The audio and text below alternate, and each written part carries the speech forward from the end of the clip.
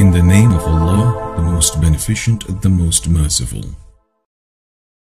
For me, I always felt that connection with God, and within the Trinity, I felt, looking back, I think my connection was with the Father. Like, you know, you want to go to the highest guy of the Father, Son, Holy Spirit. You go to the highest up figure. So I always had that connection.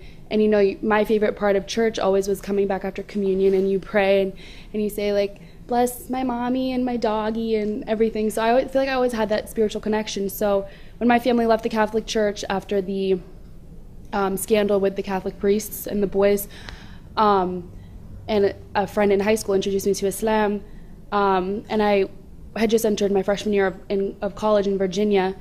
I actually was invited by some friends that I met in the MSA. I was a non-Muslim, but they took me to, it was Ramadan, and everyone was fasting, and they took me at night to the masjid for Laylatul Qadr. And I had never been in a masjid before, and walking in, I could feel the power of that night. And I went in the kind of dark room, and everyone's praying and everyone's crying. Well, not everyone, but a lot of people are crying. And I didn't know what was going on. And I walked in, and some lady pulled my arm and pulled me in line. So I was kind of just like, okay. And then I would hear something again and again, Allahu Akbar, and I would do the next thing. But that night and that feeling definitely stood out to me.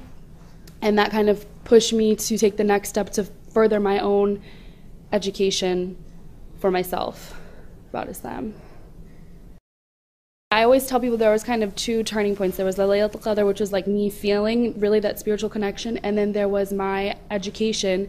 Imam Zaid Shakir's Back to Basics Islam 101 DVD set, it goes through everything. It talks about the pillars, the articles of faith, and it addresses things that often make non-Muslims shy away from Islam, like what's the deal with Osama bin Laden, what's the deal with the Taliban, all those issues.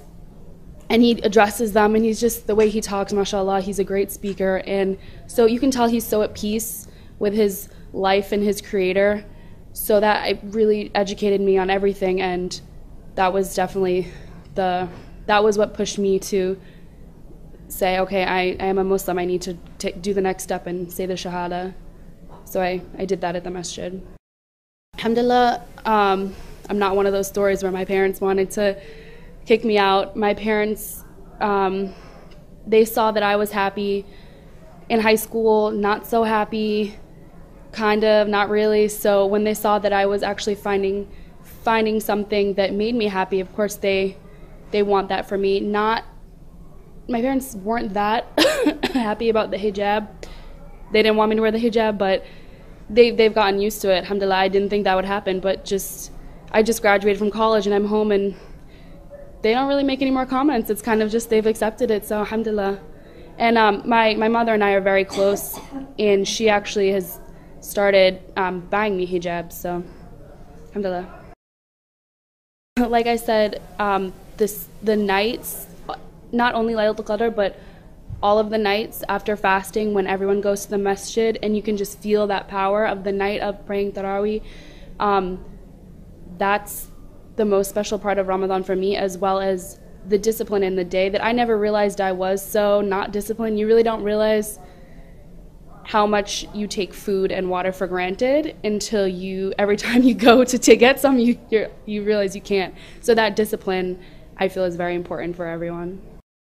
And I would just love to be able to sit down and really talk from my heart about how happy I am. And I know everyone, whether they say whether they say, oh, there's no God, I don't care, if I die, that's it. You have those questions, and I think everyone has those questions of what happens when I die. I know there must be something else going on, and for me to find that peace, I would love to give that to them through Islam. What I found for myself is that we really we think we have control and when things are going good, but as soon as something goes bad, that's when people say, like, oh my God, or they cry out to God. And that moment of realizing that God is the one in control, I think that's such a humbling effect is what can really change people's lives and lead them to realizing that God is in control. There is one God.